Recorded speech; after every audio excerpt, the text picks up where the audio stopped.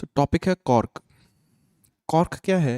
A thick bark of the cork oak tree is a remarkable table. Bark होता है, छाल होती है। ट्री जो कोई भी वृक्ष होता है उसके ऊपर की जो मोटी छाल होती है उसको हम कॉर्क बोलते हैं। सो हम स्टार्ट करेंगे क्वेश्चन 1 to 5। पहले ट्रू फॉल्स नॉट गिवन है। फर्स्ट है the cork oak has the thickest bark of any living tree. Thickest मतलब यहाँ पे इन्होंने कंपैरिजन किया है, कॉर्क ऑक है उसकी सबसे मोटी छाल है कोई भी लिविंग ट्री की। सो अगर हम पढ़ें, so and the cork oak itself is an extraordinary tree, its bark grows up to 20 centimetre in thickness. 20 centimetre thickness तक जाती है। लेकिन हमें यहाँ पे ये नहीं बताया कि इससे ज़्यादा थिकनेस किसी की होती है कि सबसे बड़ी थिकनेस इसी की है। सो इसलिए ये हम कंपैरिजन नहीं कर पाएंगे कि कितने भी ट्रीज़ हों, जितने भी लिविंग ट्रीज़ हैं कि या इससे इसकी थिकेस्ट बार्क है। सो इसलिए हमारा आंसर ये आ जाएगा नॉट गिवन। ये तो है 20 सेंटीमीटर थिक, थिकनेस के बारे में पता है, लेकिन ये सबसे थिकेस्ट है या इससे भी ज़्यादा थिक कोई है तो ये बार हमें नहीं कंफर्म। सेकेंड क्वेश्चन है साइंटिस्ट्स हैव डेवलप्ड, साइंटिस्ट ने क्या किया है? डेवलप कर लिया है a synthetic cork. So synthetic मतलब केमिकल कॉर्क, मतलब आर्टिफिशियल कॉर्क कॉर्क बना लिया है with the same cellular structure as natural cork, जिसका जो सेलुलर स्ट्रक्चर है वो सेम है जैसे नेचुरल कॉर्क का होता है।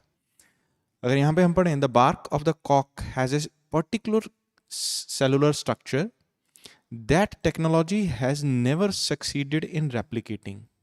तो इससे हमें ये पता लगता है कि इसका कोई खास पर्टिकुलर सेलुलर स्ट्रक्चर है जो आगे बताया है 440 मिलियन सेल्स है पर क्यूबिक सेंटीमीटर, जो टेक्नोलॉजी ने आज तक रेप्लिकेट करने में सक्सीड नहीं हुआ। रेप्लिकेट का मतलब होता है उसे मिमिक करने का, मिमिक मतलब उसी ही तरह का कुछ और, उसको कॉपी, रेप्लिकेटिंग का हो गया, कॉपी करने में अभी तक सक्सेसफुल नहीं हुआ, तो फिर वो डेवलप नहीं कर पाएंगे इसका सिंथेटिक वर्जन जो है सेम। तो इस वजह से हमारा यहाँ पे आंसर आ जाएगा फॉल्स। क्वेश्चन नंबर थर्ड है individual cork oak trees must be left for 25 years between the first and the second harvest. तो 25 साल के लिए उनको लीव करना पड़ता है, लीव मतलब उन्हें छोड़ना पड़ेगा खाली between first and the second harvest. First harvest मतलब जब पहली बार उसको काटे, सेकेंड हार्वेस्ट मतलब दूसरी बार जब उसको काटें, ठीक है? तो उसके बीच में 25 साल का अंतर होना चाहिए। From the planting of a cork, planting मतलब जैसे ही प्लांट करते हैं उसके ट्री को, sapling in the first harvest, from the planting of the cork to first harvest takes 25 years. मतलब जब उसको प्लांट किया और फर्स्ट हार्वेस्ट तक 25 ईयर्स लगे, मतलब जब उसको प्लांट किया और उसके बाद फर्स्ट हार्वेस्ट हुआ तो इसमें कितने ईयर्स लगे? 25 ईयर्स लगे। लेकिन उसके बाद and a gap of approximately a decade must separate harvests from individual trees. So ये जो फर्दर जो गैप है वो कितने का होना चाहिए? एक डिकेड का। मतलब आगे फर्स्ट के बाद जब सेकेंड हार्वेस्ट होगा तो उसमें जो गैप है वो 10 ईयर्स का होना चाहिए, तो उसमें 25 ईयर्स का गैप नहीं चाहिए। मतलब ये दो हार्वेस्ट हैं, इनके बीच में का गैप 10 ईयर्स है। जब उसको पहली बार प्लांट किया तो फर्स्ट हार्वेस्ट तक का गैप 25 ईयर्स है, लेकिन यहाँ पे फर्स्ट और सेकंड हार्वेस्ट की बात की है, प्लांटिंग से फर्स्ट की नहीं बात की। सो इसलिए ये क्या हो जाएगा? फॉल्स। हमें इसके बारे में नहीं पूछा, हमें इसके बारे में पूछा है, इसलिए आंसर हो जाएगा false. Cork bark should be stripped, stripped का मतलब होता है काटना, in dry atmospheric condition. So उसको स्ट्रिप कब करना चाहिए, कब काटना चाहिए? जब ड्राई एटमॉस्फेरिक कंडीशंस हो तब। For any top quality cork it is necessary to wait for a further 15-20 years। हमें इससे बेटर है कि अगर हम टॉप क्वालिटी चाहिए तो 15-20 साल रुक जाएं।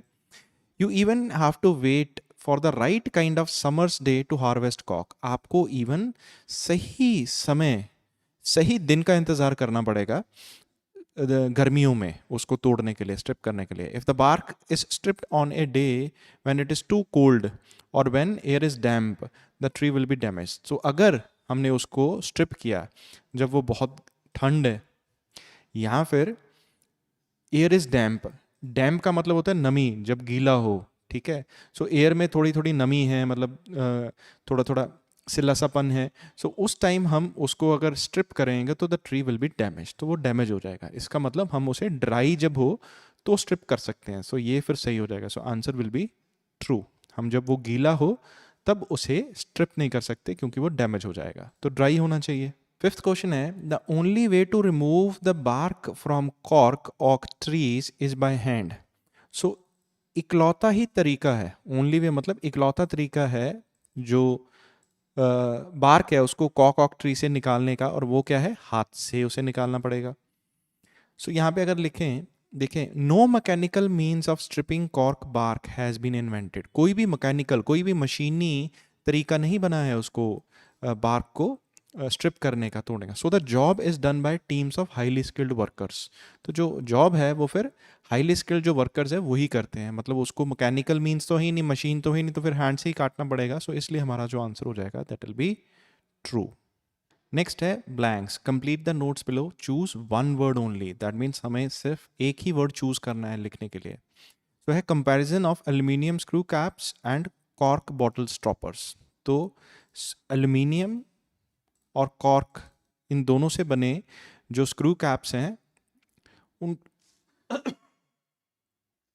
उनके बारे में बताना है। So advantages of aluminium screw caps, जो एडवांटेजेस हैं, फायदे हैं एल्यूमिनियम स्क्रू कैप्स के, वो क्या हैं? Do not affect the dash of the bottle contents, are dash to produce, are dash to use. So अगर हम पढ़ें, recent years have seen the end of virtual monopoly of cork as a material for bottle stoppers. तो पहले monopoly थी, सिर्फ और सिर्फ cork ही use किया जाता था बॉटल स्टॉपर्स के लिए, लेकिन ये जो मोनोपली है, मतलब सिर्फ यही अवेलेबल थे, वो ख़त्म हो गया due to the concerns about the effect it may have on the content of the bottle. अच्छा, इसकी मोनोपली इसलिए ख़त्म हो गई क्योंकि इसका इफेक्ट जो था, वो जो कंटेंट था, जो सामान था बॉटल के बीच में, उस पर इफेक्ट पड़ता था, इसलिए अब इसको यूज़ नहीं करते थे। This is caused by chemical compound called this, इस वजह से होता था। ठीक है, the tiniest concentration can spoil the taste of the product contained in the bottle. अगर थोड़ी सी भी कॉन्सेंट्रेशन जो थी उसकी, as little as 3 or 4 parts of the trillion, तो can spoil the taste of the product contained in the bottle. तो ये जो है टेस्ट जो है प्रोडक्ट का जो बॉटल में था उसको खराब कर सकता था। सो अगर एल्यूमिनियम का होगा तो फिर क्या होगा, it does not effect the dash of the bottle contents. Contents मतलब बॉटल में जो है उसका टेस्ट है जो, वो खराब नहीं करेगा। इसका मीनिंग हो गया, अगर कॉक इसका टेस्ट बदल देता है, कंटेंट का, बॉटल में जो कंटेंट है उसका टेस्ट बदल देगा, तो फिर एल्यूमिनियम उसके टेस्ट को इफेक्ट नहीं करेगा। The results has been a gradual yet study move first towards the plastic stoppers and more recently to aluminum screw caps. तो उसके बाद क्योंकि वो ख़राब कर देता था उसके टेस्ट को, प्रोडक्ट के टेस्ट को, तो फिर पहले उन्होंने प्लास्टिक स्टॉपर्स यूज़ करने शुरू कर दिए, प्लास्टिक का, एंड फाइनली उन्होंने क्या बनाया, aluminium screw caps. These substitutes are cheaper to produce, manufacture का सब्सटीट्यूट हो गया प्रोड्यूस। इसका मतलब यहाँ पे हम आंसर लिख सकते हैं cheaper, and in case of screw caps more convenient for the user. तो कन्वीनियंट है ये किसके लिए, यूज़र के लिए, तो यूज़र इसको यूज़ करेगा। So dash to use, are dash to use, इसका मतलब हो गया कन्वीनियंट।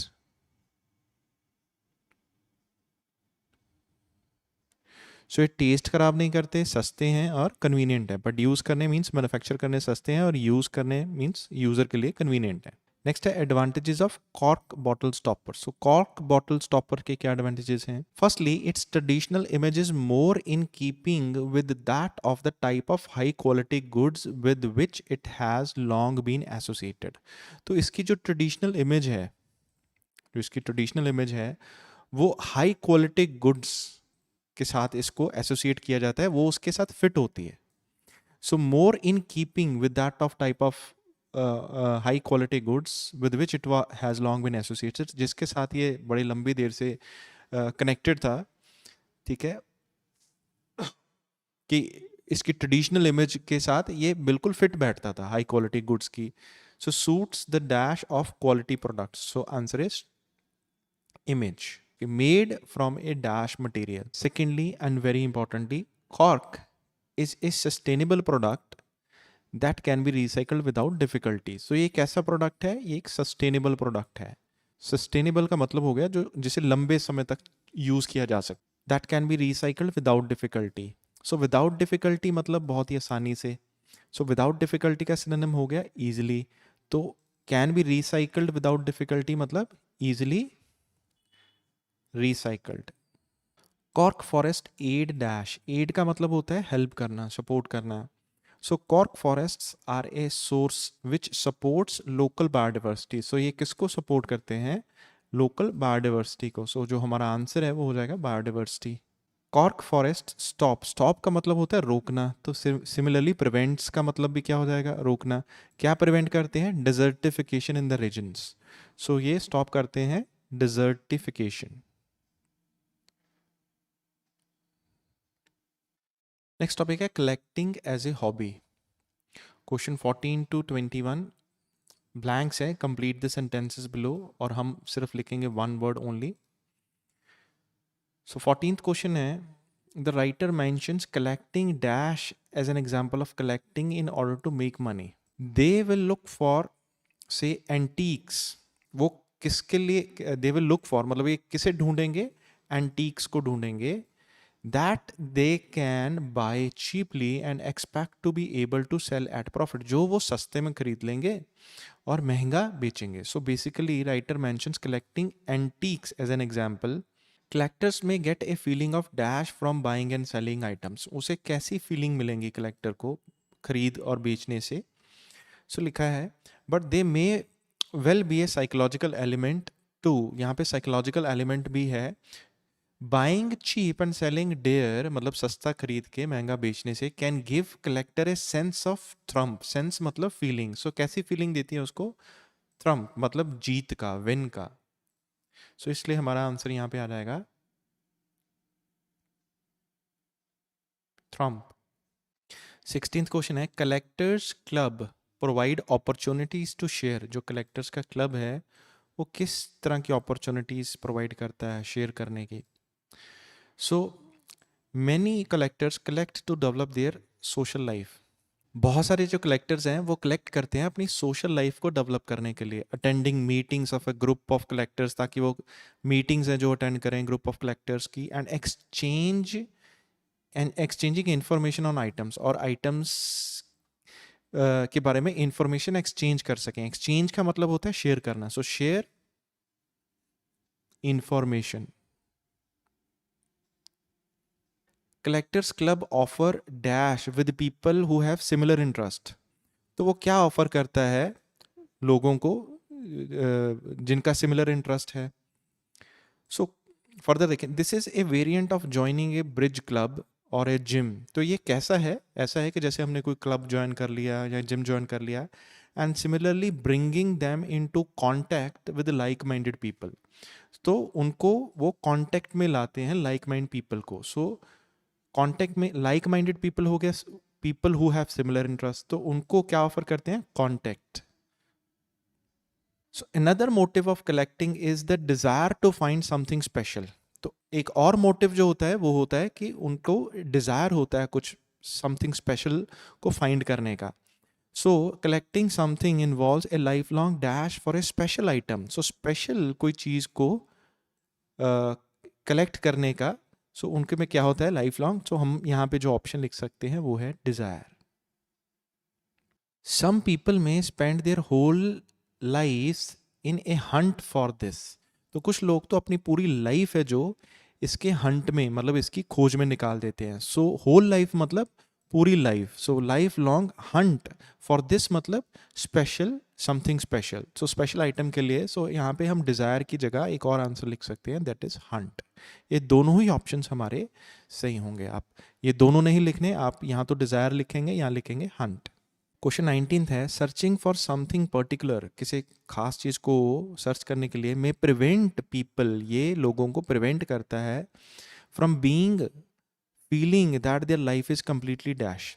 मतलब वो जब वो किसी चीज को सर्च करते हैं खास चीज को, तो इससे लोग ऐसा फील नहीं करते कि उनकी लाइफ इज कंप्लीटली डैश। तो यहाँ पे आंसर आ जाएगा, this can give a purpose to a life that otherwise feel aimless. तो इसका मतलब ये हो जाएगा, यहाँ पे आंसर हो जाएगा aimless. 20th question, stamp collecting may be dash because it provides facts about other different countries. तो ये डिफरेंट कंट्रीज के बारे में फैक्ट्स प्रोवाइड करती है, तो इसलिए स्टैम्प कलेक्टिंग में भी डैश हो सकती है। सो if you think about collecting postage stamps, another potential reason for it is its educational value, or perhaps resulting of collecting is its second. So hyphen to hyphen अगर हम छोड़े यहाँ पे, और perhaps as a result of collecting. So another जो potential reason है इसका वो क्या है, is its educational value. ये educational value हमें provide करता है, क्योंकि stamp collecting opens a window for other countries and to the plants, animals और famous people shown on the stamps. Stamps पे जो बाकी countries शो की हैं plants, animals, उनके बारे में हमें पता लगता है. So maybe educational. 21 क्वेश्चन है, dash tend to be mostly a male hobby. कोई चीज खासकर क्या थी, मेल हॉबी थी, खासकर वो मेल हॉबी थी. So in the past a popular form of collecting particularly among boys and men was train spotting. तो and now too though in a lesser extent, मतलब पास्ट में, आज भी मतलब थोड़ा कम है आज, लेकिन फिर भी a popular form of collecting है particularly among boys and men. वो क्या है, train spotting. So that means train spotting एक खास तरह की मेल हॉबी है.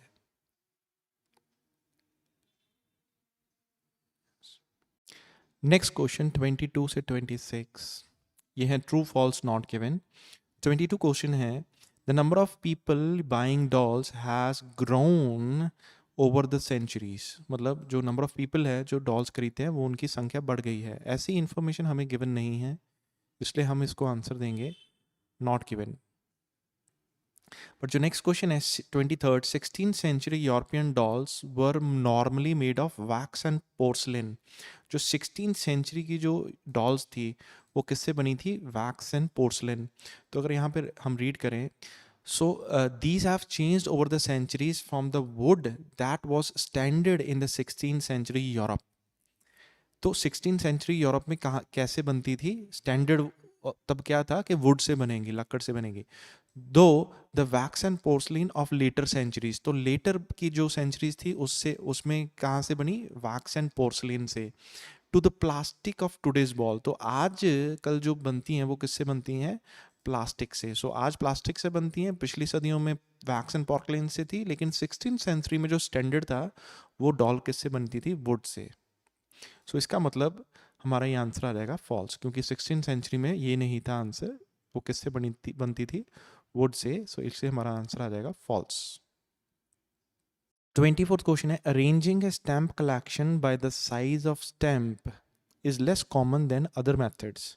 सो हम अरेंज करें स्टैम्प्स को उसके साइज के हिसाब से, तो ये लेस कॉमन है बाकी मेथड्स की बजाय. सो अगेन ये हमें इंफॉर्मेशन गिवन नहीं है, सो आंसर आ जाएगा नॉट गिवन. 25th क्वेश्चन है, someone who collects unusual objects, जो कोई अनयूजुअल ऑब्जेक्ट्स खरीदता है, may want others to think he or she is also unusual. तो वो चाहता है कि बाकी लोग सोचें कि वो भी अनयूजुअल ही है, मतलब असाधारण है. तो इसको अगर हम रीड करें, one reason, conscious or not, for what someone choose to collect is to show the collector's individualism. तो कोई भी पर्सन अगर वो चूज करता है कि वो किसी चीज़ को कलेक्ट करना चाहता है, तो वो अपना इंडिविजुअलिज्म शो करना चाहता है. इंडिविजुअलिज्म मतलब मैं सबसे डिफरेंट हूँ, मैं अलग हूँ. अगर फर्दर पढ़ें तो हमें ये समझ आएगा, someone who decides to collect something as unexpected as dog collar may be conveying their belief that they must be interesting themselves. तो अगर कोई पर्सन है वो अजीब सी चीज़ जैसे डॉग कॉलर को कलेक्ट कर रहा है, तो वो ये चीज़ शो करना चाहता है कि वो एक्चुअली में इंटरेस्टिंग है. And believe it or not that at least one dog collar museum in existence and it grew out of personal collection. तो मानो या ना मानो, कोई एटलीस्ट एक डॉग कॉलर म्यूजियम तो है, एग्जिस्टेंस में है, और वो पर्सनल कलेक्शन की वजह से ही है. सो इसलिए हमारा जो ये आंसर है वो हो जाएगा ट्रू. मतलब जो कोई पर्सन है ना, वो अपनी इंडिविजुअलिज्म को शो करने के लिए कलेक्ट करता है किसी भी चीज़ को, मैं सबसे डिफरेंट हूँ, और इसीलिए वो डिफरेंट जो ऑब्जेक्ट्स हैं अजीब से, उनको कलेक्ट करने की कोशिश करता है अपनी इंडिविजुअलिज्म को शो करने के लिए. 26 क्वेश्चन है, कलेक्टिंग एक ऐसी फीलिंग देती है कि बाकी जो हॉबीज़ हैं वो इंस्पायर नहीं करती, मतलब वो इतना, मतलब चांसेस कम है उनके इंस्पायर करने के। सो अगर आप ये पढ़ें, of course all hobbies give pleasure, सारी खुशियाँ देती हैं, but the common factor in collecting is usually passion. मतलब जो कॉमन फैक्टर है कलेक्टिंग कलेक्शन में ना, कलेक्ट करने का, चीज़ों में को कलेक्ट करने का, वो पैशन है। Pleasure is putting it too far mildly, mildly होता है मतलब ठीक ठाक, तो प्लेजर इज मतलब ये ठीक ठाक ही है, मतलब प्लेजर से हम डिफाइन नहीं कर पाएंगे कलेक्टिंग को। मतलब कलेक्टिंग में पैशन होता है। More than most other hobbies collecting can be totally engrossing. मतलब बाकी ज़्यादातर जो हॉबीज़ हैं, अगर उससे हम इनका कंपैरिजन करें तो कलेक्टिंग कैन बी टोटली इंग्रॉसिंग। इंग्रॉसिंग मतलब जिसमें बहुत ज़्यादा रोमांच या इंटरेस्टिंग हो, जो हमारा सारा इंटरेस्ट खींच ले, and give a strong sense of personal fulfilment. तो इससे स्ट्रॉन्ग मतलब काफ़ी स्ट्रॉन्ग फीलिंग होती है पर्सनल फुलफिलमेंट की, हाँ मैंने कुछ अचीव किया है या मैं पूरी तरह से संतुष्ट हूँ या हैप्पी हूँ। So more than any other hobbies collecting can be totally engrossing and can give a strong sense of personal fulfilment. So इस वजह से हम लिख सकते हैं, क्योंकि बाकी चीज़ों में खुशी तो मिलती है, लेकिन कलेक्टिंग पर्सन तभी कर सकता है अगर वो पैशनेट हो, वो मतलब बहुत ही ज़्यादा पैशन हो उसके अंदर उस चीज़ के लिए। Collecting gives a feeling that other hobbies are unlikely to inspire. तो इसलिए हम यहाँ पे आंसर लिख देंगे ट्रू। नेक्स्ट टॉपिक है what's the purpose of gaining knowledge. So knowledge gain करने का पर्पस क्या है। सो क्वेश्चन 27 से 32 ये हमारा है list of headings.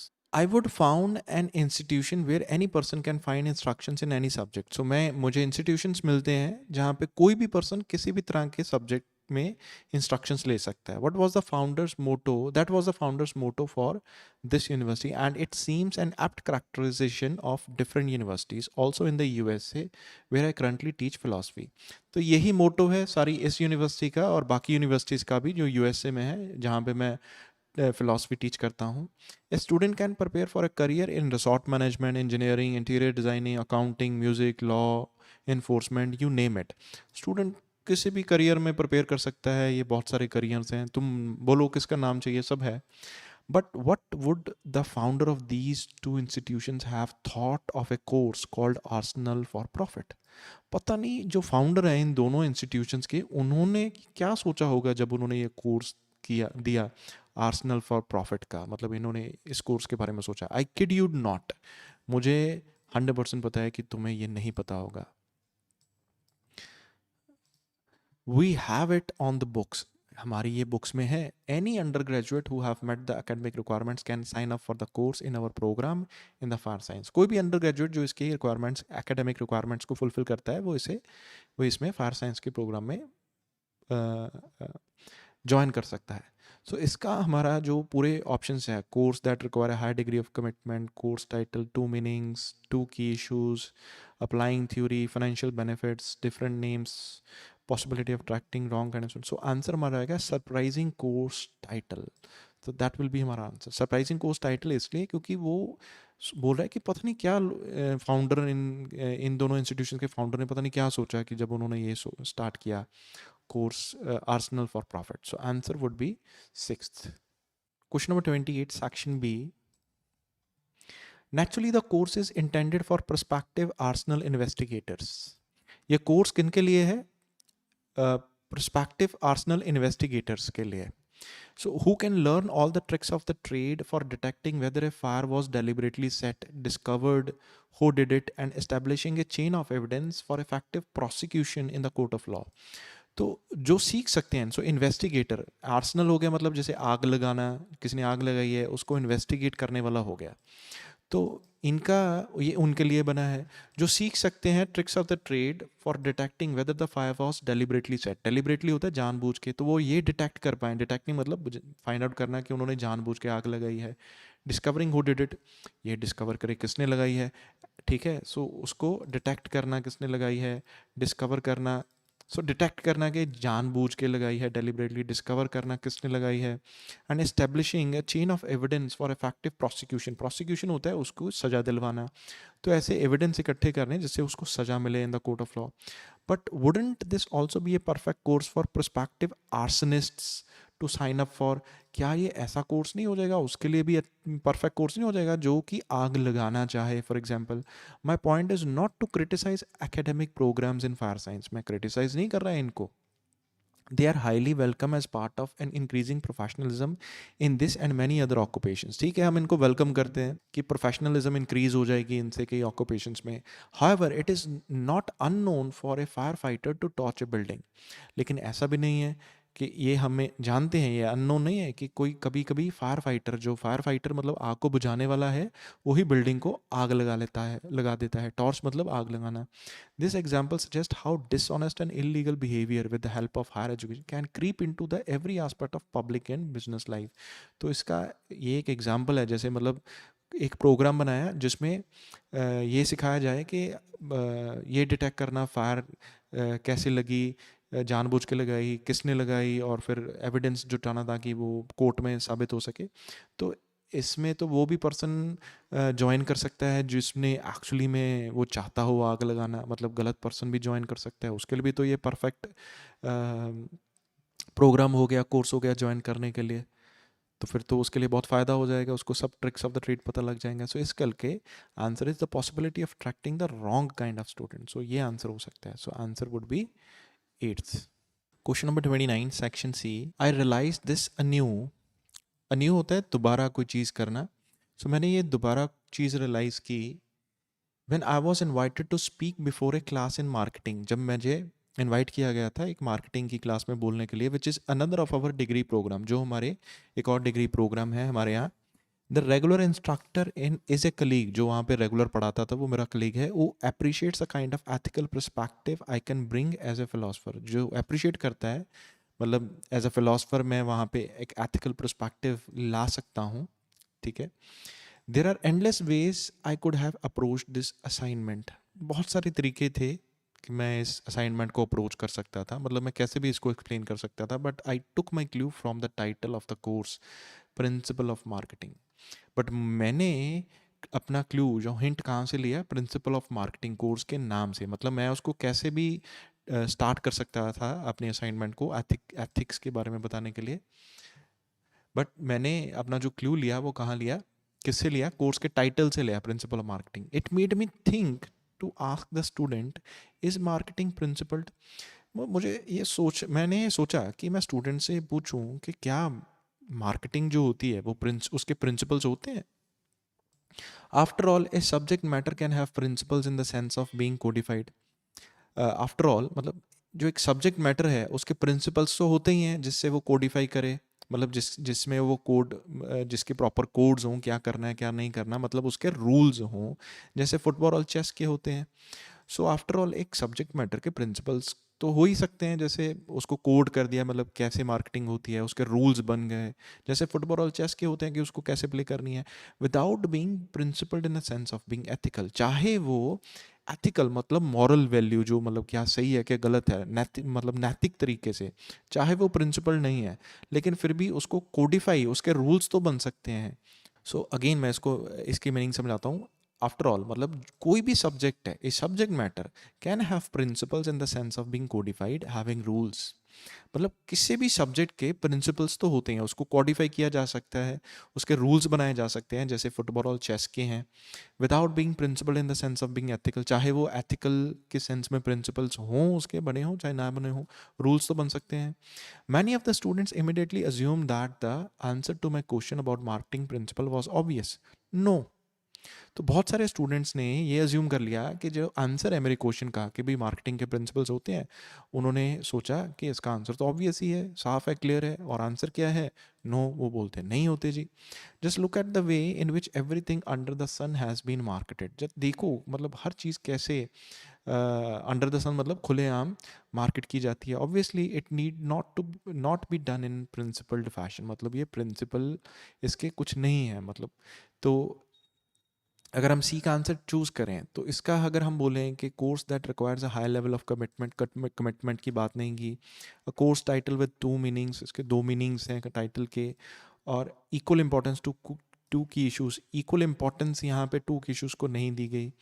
Applying a theory in an unexpected context नहीं है. फाइनेंशियल बेनिफिट नहीं है.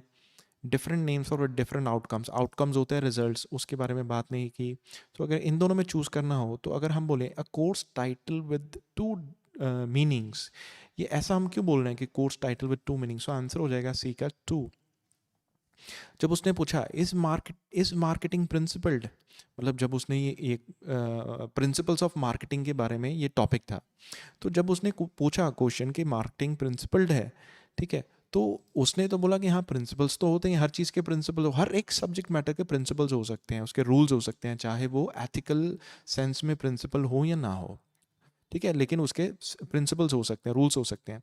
बट बच्चों ने क्या सोचा, नहीं है, मतलब इसके दो कॉन्टेक्स्ट हो गए, तो उसके दो मीनिंग हो गए, प्रिंसिपल हैं भी और प्रिंसिपल नहीं भी। उसने सोचा है, लेकिन बच्चों ने क्या बोल दिया डायरेक्टली, नहीं है, ठीक है, तो उसके जस्टिफिकेशन बेस पे, तो इसका इसलिए आंसर आ गया टू। सो प्रिंसिपल्स ऑफ मार्केटिंग के दो सेंसेस बनते हैं, दो मीनिंग बनते हैं, है या नहीं है। उसने बोला कि किसी की भी प्रिंसिपल्स हो सकते हैं, चाहे वो एथिकली प्रिंसिपल हो या ना हो, लेकिन उसके रूल्स तो हो सकते हैं। लेकिन बच्चों ने बोला जिस तरह से मार्केटिंग हो रही है आजकल, किसी के भी प्रिंसिपल्स नहीं है। तो यहाँ पे दो मीनिंग बन गए, सो इसलिए हमारा आंसर आ गया टू। Section D, is that obvious, क्या ये इतना क्लियर है, इतना साफ है। उसने क्वेश्चन पूछा कि आपको अच्छा ये पता है, ये इतना क्लियरली पता है आपको। आई मेड द सजेशन, मैंने ये सजेस्ट किया, which may sound down crazy in the light of evidence that perhaps marketing is by definition principled।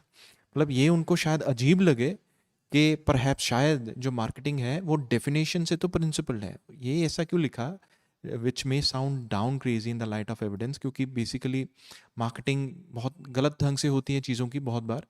सो मैंने ये बट सजेशन दिया कि जो कि शायद उनको एविडेंस के तौर पे अजीब लगे शायद, कि मार्केटिंग जो है वो डेफिनेशन बाय डेफिनेशन प्रिंसिपल होती है, उसके प्रिंसिपल्स होते हैं। My inspiration for this judgement is the philosopher Immanuel Kant, who argued that any body of knowledge consists of an end and a mean। तो मेरी जो ये इंस्पिरेशन है वो इस पर्सन से आती है जो ये बोलता है कि हर एक जो चीज़ है, नॉलेज है, मतलब जैसे मार्केटिंग भी एक सब्जेक्ट है, तो उसके दो वो उसका एंड भी होता है, पर्पस भी होता है और मीन भी होता है। तो इस बेस पे अगर हम देखें कि इसका क्या मीनिंग होगा, तो we can think of fourth applying a theory in an unexpected context. तो उसकी जो थ्योरी है, जो उसकी जो इंस्पिरेशन है, वो कहाँ से आई, एक फिलोसफर से आई जिसने बोला कि कोई भी बॉडी ऑफ नॉलेज है तो उसके कोई ना कोई तरीका होता है, सो उसका पर्पस होता है, मीन्स होता है, ठीक है। सो उसने ये थ्योरी यहाँ पे इम्प्लीमेंट की, तो उसने बताने के लिए कि हाँ कि मार्केटिंग के प्रिंसिपल्स होते हैं। So this way we can say applying a theory in an unexpected context, so answer would be fourth. ये थोड़ा सा समझना है, ये दोनों जो सी एंड डी हैं थोड़े से समझने थोड़े से मुश्किल हैं, लेकिन अगर आप ध्यान दें इनके एग्जैक्ट मीनिंग को, तो I think somehow you will be able to find out कि इनके आंसर्स क्या हैं। सेक्शन ई, सेक्शन ई को अगर हम ध्यान से देखें तो हम अगर इनकी लास्ट टू लाइन्स पढ़ें, लास्ट लाइन पढ़ें, अ फील्ड ऑफ नॉलेज और ए प्रोफेशनल एंडेवर, कोई भी फील्ड ऑफ नॉलेज है, is defined by both the means and the ends. ये दोनों ही चीज़ों से डिफाइन की जाती है। हेंस बोथ डिजर्व स्क्रूटनी, इसलिए दोनों की ही अच्छी तरह से इसे जांच पड़ताल की जानी चाहिए, मतलब दोनों को ही ध्यान में रखना चाहिए। Students need to study both how to achieve X and also what X is, मतलब स्टूडेंट्स को दोनों ही पढ़ने चाहिए कि एक्स को कैसे अचीव करना है और ये भी कि एक्स है क्या। सो इस बेस पे अगर हम इस पे ध्यान दें तो हमें पता लगेगा answer is three. The equal importance to two key factors, दोनों ही इंपॉर्टेंट है कि एक्स क्या है ये भी इंपॉर्टेंट है, और एक्स को अचीव कैसे करना है ये भी इंपॉर्टेंट है। So answer would B three. It is at this point यहाँ पे that Arsenal for profit becomes supremely relevant. यहाँ पे आर्सनल फॉर प्रॉफिट बहुत ही इंपॉर्टेंट हो जाता है। The course is presumably all about means, ये कोर्स जो है मीन्स के बारे में, how to detect and prosecute criminal activities, कि कैसे जो डिटेक्ट करना है और प्रोसिक्यूट करना है, मतलब उसे सज़ा दिलवानी है क्रिमिनल एक्टिविटी की। It is there for assume that and is good in ethical sense, तो इसका मतलब ये इसका जो एंड है वो तो अच्छा ही है एथिकल सेंस में देखा जाए। When I asked fire science students to articulate the end और purpose of this field, they eventually generalise to something like the safety and welfare of society. जब मैंने किसी स्टूडेंट को, साइंस स्टूडेंट को पूछा कि इसका पर्पस क्या है, एंड क्या है, तो उन्होंने बोला ये वेलफेयर है, सेफ्टी, ये सेफ्टी है या वेलफेयर है सोसाइटी की, which means right, which seems right, जो कि ठीक भी है. As we have seen, someone could use the very same knowledge of means to achieve a much less noble end, such as personal profit or destructive, dangerous, reckless activity. But we would not call that firefighting. हम जानते भी हैं कि कोई person इस same knowledge को गलत ढंग से भी यूज़ कर सकता है, जैसे आप प्रॉफिट करवाने के लिए, पर्सनल प्रॉफिट के लिए, डिस्ट्रक्शन के लिए, ठीक है, ऐसी एक्टिविटी कर सकता है, तो वो हम फिर उसको फायर फाइटिंग नहीं बोलेंगे. We have a separate word for this, for it, arson. तो हमारे पास ये फिर इसका सेपरेट वर्ड है, आर्सन है इसका मतलब. Similarly, if you employ the principle of marketing in an unexpected way, unprincipled way, अगर आप principles of marketing को गलत ढंग से तरीके से यूज़ करेंगे, एम्प्लॉय करेंगे, you would not be doing marketing, तो आप मार्केटिंग नहीं कर रहे हैं. We have another term for it, fraud. तो हमारे लिए इसका दूसरा मतलब है फिर ये फ्रॉड कर रहे हैं आप अगर गलत ढंग से मार्केटिंग करते हैं. Kant gives the example of a doctor and a prisoner. तो उसने एक डॉक्टर और पॉइजनर की एग्जाम्पल दी जो जहर देता है, who use the identical knowledge to achieve their divergent ends. You would say the one is practising medicine and the other murder. ठीक है, तो एक तो मेडिसिन प्रैक्टिस कर रहा है, एक तो जान बचा रहा है, लेकिन दूसरा मर्डर कर रहा है. सो इसका मतलब हो गया different names for different outcomes. So जो अगर डिफरेंट आउटकम्स आ रहे हैं, चीज़ हम सेम कर रहे हैं, लेकिन अगर उसके आउटकम्स डिफरेंट हैं, उसका रिजल्ट डिफरेंट डिफरेंट है, ठीक है, तो गलत ढंग ढंग से कर रहा है, तो देन उसका रिजल्ट भी डिफरेंट होगा. ठीक है, तो इसलिए हमारा आंसर आ जाएगा सेवेंथ. मतलब अगर तो हम उसको ठीक ढंग से कर रहे हैं तो ठीक है, लेकिन अगर उसको हम गलत ढंग से कर रहे हैं तो फिर वो गलत है. सो अगर तो जैसे मार्केटिंग है तो फिर तो अच्छी तरह से कर रहे हैं तो हम उसको मार्केटिंग बोलेंगे. अगर वो गलत ढंग से कर रहे हैं, कर तो मार्केटिंग ही रहे हैं, ठीक है, लेकिन उसके लिए फिर हमारे पास उसका नाम क्या है, फ्रॉड. तो जो भी एंड रिजल्ट होगा तो उससे पता लगेगा कि हाँ ये सही कर रहा है या गलत कर रहा है. नेक्स्ट है समरी कंप्लीशन. तो एक समरी को हमें कंप्लीट करना है, ब्लैंक्स है, नो मोर देन 2 words, हम 2 वर्ड से ज़्यादा यूज़ नहीं कर सकते. This is a university course intended for students who are undergraduate and who are studying dash.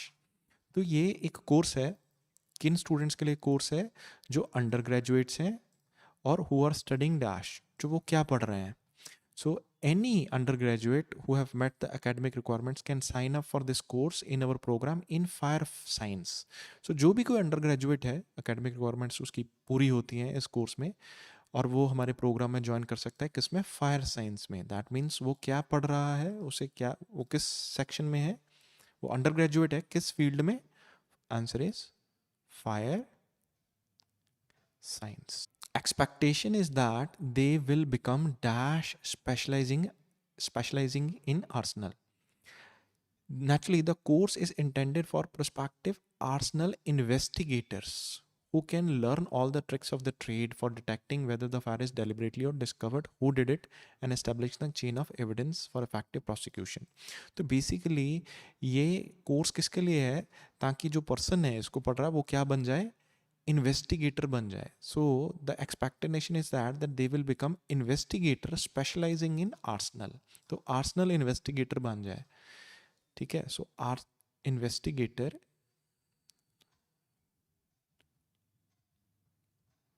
Specialising in arson. So arson investigator हो गया, तो इसका मतलब वो इन्वेस्टिगेटर बन जाएगा जिसका स्पेशलाइजेशन किस में हो, आर्सनल.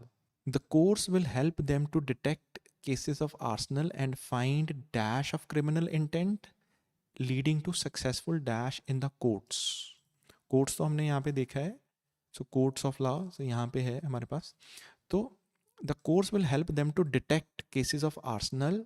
तो एक तो वो पता करें, deliberate, discover who did it, मतलब यहाँ डिटेक्टिंग के फायर जानबूझ के लगाई गई है, डिस्कवर करें किसने लगाई है, and establishing A chain of evidence and find evidence of criminal intent. Intent होता है मंशा, तो क्या करें, एविडेंस फाइंड करें.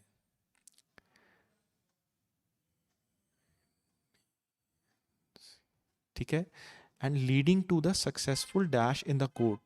तो उसके बाद क्या होगा, for effective prosecution in the court of law. So answer आ जाएगा प्रोसिक्यूशन, सजा दिलवाना. नेक्स्ट क्वेश्चन है 37 to 40, yes no not given. Question number 37, it is difficult to attract students onto course that do not focus on career. तो उन students को attract करना बड़ा मुश्किल है कोर्स के लिए जो करियर के लिए फोकस नहीं है. सो ऐसी इन्फॉर्मेशन हमारे पास कहीं भी गिवन नहीं है. सो आंसर इसका हो जाएगा not given. So 38th question है the arson for profit could course would be useful for people intending to set fire to buildings. तो मतलब ये जो कोर्स है उन लोगों के लिए यूजफुल हो सकता है जो कि बिल्डिंग्स को फायर लगाना चाहते हैं. तो जैसे यहाँ पे इंफॉर्मेशन दी थी कि वो ये कोर्स उनके लिए है जो इन्वेस्टिगेटर्स बनना चाहते हैं ताकि वो ढूंढ लें, डिटेक्ट कर लें कि ये जानबूझ के लगाई थी, पता करें किसने लगाई है, फिर उनको एविडेंस इकट्ठा करें और कोर्ट में लगाएं, कोर्ट में उसकी सज़ा दिलाएं. But wouldn't this also be a perfect course for prospective arsonists to sign up for, कि ये उनके लिए भी परफेक्ट कोर्स नहीं हो गया जो एक्चुअली इसके लिए जो एक्चुअली आर्सनिस्ट्स हैं, पर्सपेक्टिव आर्सनिस्ट मतलब जो आग लगाना चाहते हैं बिल्डिंग्स को, मतलब जिनके ऐसी मंशा हो, तो उनके लिए भी ये परफेक्ट कोर्स नहीं हो गया. तो आंसर इसका क्या हो जाएगा? यस. दैट मीन्स वो भी लोग नहीं ज्वाइन कर सकते इसको, कि ज़रूरी थोड़ी आग बुझाने वाले ही ज्वाइन करो, तो लगाने वाले भी तो कर सकते हैं. My point is not to criticise academic programs in fire science. They are highly welcome as part of the increasing personal. तो ऐसा नहीं है कि वो प्रोग्राम को ही बोल रहा है कि गलत है, लेकिन इसका गलत इस्तेमाल तो हो ही सकता है. सो इसकी सेंस से हमें ये पता लग रहा है कि जो व्यू है राइटर का वो इससे एग्री करता है. सो दैट मीन्स इसका मतलब हो जाएगा ये आंसर है यस. क्वेश्चन नंबर 39 है fire science courses are too academic. ये इतने ज़्यादा एकेडमिक हैं. टू एकेडमिक मतलब ज़रूरत से ज़्यादा. टू का मतलब होता है मोर देन नेसेसरी, ज़रूरत से ज़्यादा हो. इफ ऐसे ही is too clever to cheat, मतलब इसका मतलब ये है कि ये इतना ज़्यादा क्लेवर है, ज़रूरत से ये ज़्यादा क्लेवर है, इसको चीट नहीं किया जा सकता. इसी तरह फायर कोर्सेज हैं, ये इतने ज़्यादा एकेडमिक हैं कि ये हेल्प नहीं कर सकते पीपल को फायर फाइटिंग की जॉब में गुड होने के लिए. मतलब ये इतने ज़्यादा एकेडमिक हैं कि लोग सीख ही नहीं सकते फायर फाइटिंग, इससे अच्छे बन ही नहीं सकते फायर फाइटिंग में ये. लेकिन यहाँ पे जो अगर हम इंफॉर्मेशन पढ़ें तो यहाँ पे था एनी अंडर ग्रेजुएट जो कि एकेडमिक रिक्वायरमेंट्स जिसकी मीट करती हैं वो इस प्रोग्राम में आ सकता है फायर फाइटिंग के. और इस कोर्स के लिए मतलब इस कोर्स में कोई भी इन्वेस्टिगेटर बन सकता है जो ये ट्रिक्स ऑफ द ट्रेड सीख ले, कि इसको डेलिबरेटली मतलब सब सीख ले कि कौन लगा रहा है फायर, किसने लगाई है, एविडेंस इकट्ठा करे और उसे लॉ में सज़ा दिलवाए. तो अगर हम इससे राइटर का जो व्यू है समझने की कोशिश करें तो हमें आंसर मिल जाएगा कि ये आंसर रॉन्ग है. पहले अगर आपको ये मीनिंग नहीं समझ आया है इसका, तो आपको ये क्वेश्चन भी समझ में नहीं आएगा कि पूछना क्या चाहते हैं, तो आप इसका कोई भी आंसर ढूंढते रहेंगे. तो फायर साइंस कोर्स इतने ज़्यादा एकेडमिक हैं कि ये लोगों को हेल्प भी नहीं कर सकते कि वो जॉब फायर फाइटिंग के जॉब में अच्छे हो जाएं. ये ऐसा नो है, ऐसा नहीं है. क्यों? क्योंकि फायर फाइटिंग में तो कोई भी अंडर ग्रेजुएट इसमें एडमिशन ले सकता है, कोर्स कर सकता है, ठीक है, जिसका एकेडमिक रिक्वायरमेंट्स मीट करती हैं. तो एनी अंडर ग्रेजुएट कर सकता है. और इसका कंटेंट, इसका ये कोर्स का इरादा ही ये है कि वो इन्वेस्टिगेटर, अच्छे इन्वेस्टिगेटर बनाए जो ये सारा काम कर पाए. तो इसका मतलब ये गलत हो जाएगा, ये बहुत ज़्यादा एकेडमिक नहीं है. 40th क्वेश्चन है the writers fire science students provided a detailed definition to the purpose of their studies. उन्होंने डिटेल्ड डेफिनेशन बताई है उनके पर्पस ऑफ देयर स्टडीज़. लेकिन यहाँ पे जो क्वेश्चन है when I asked, when I मतलब जो राइटर होगा, ask fire science students to articulate the end और पर्पस ऑफ देयर फील्ड, तो बताएं आपका फील्ड का पर्पस क्या है. They eventually generalise to something like the safety and the welfare of society. Generalise मतलब होता है कि उन्होंने कोई खास डिटेल इन्फॉर्मेशन नहीं दी, ऊपर ऊपर से बता दिया कि इनका इसका काम है सेफ्टी और वेलफेयर ऑफ द सोसाइटी. जब वो फायर साइंस स्टूडेंट से पूछा गया, ठीक है, भाई क्या है, क्या कि फायर साइंस स्टूडेंट बताओ आपका पर्पस क्या है इसका फील्ड का, तो इसलिए भी इसका आंसर आ जाएगा नो, वो डिटेल्ड इंफॉर्मेशन नहीं बता पाए. आई होप आपको ये सारी इन्फॉर्मेशन समझ आई होगी. अगर आपको कोई भी चीज़ अगर नहीं क्लियर हुई, मैं कोशिश करूँगा, ये रीडिंग थोड़ी सी टफ थी थर्ड पैराग्राफ, लेकिन आपको अगर स्टिल कोई क्वेश्चन है, कोई क्वेरी है, तो आप मुझे ज़रूर कमेंट सेक्शन में बताएं. मैं कोशिश करूँगा जल्द से जल्द उसकी क्वेरीज़ के आंसर आपको प्रोवाइड करूँ. Thank you.